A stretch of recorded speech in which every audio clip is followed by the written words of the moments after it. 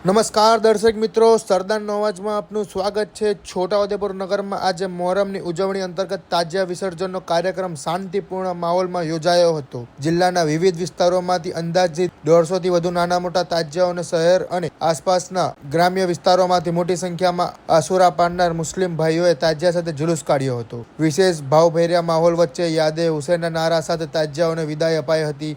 શહેરના મુખ્ય માર્ગો પરથી જુલુસ પસાર થતા પહેલા જ પોલીસ તંત્ર દ્વારા પૂરતો બંદોબસ્ત ગોઠવવામાં આવ્યો હતો। અનેક તાજિયા સમિતિઓ જુલુસમાં ભાગ લીધો હતો અને શ્રદ્ધા સાથે પોતાના તાજિયાઓને ચોક્કસ સ્થળે વિસર્જિત કર્યા હતા। વિસર્જિત દરમિયાન ટ્રાફિક નિયંત્રણ, માર્ગ વ્યવસ્થા તથા સલામતી માટે પોલીસ હોમગાર્ડ ચુસ્ત કામગીરી કરી રહ્યા હતા। સમગ્ર કાર્યક્રમ દરમિયાન ક્યારેક પણ અવ્યવસ્થાનો માહોલ ન સર્જાયો, જે માટે પ્રશાસન તથા નગરજનોનો સહયોગથી પ્રશંસા કરાઈ રહી છે। સ્થાનિક નેતાઓ, સમિતિના આગેવાનો અને મુસ્લિમ સમાજના અગ્રણીઓએ શાંતિપૂર્ણ રીતે તહેવાર નિમિત્તે ભાઈચારા અને એકતા જળવાઈ રાખવા લોકોનો આભાર માન્યો। રિપોર્ટર શકીલ બલોચ દ્વારા છોટાઉદેપુર।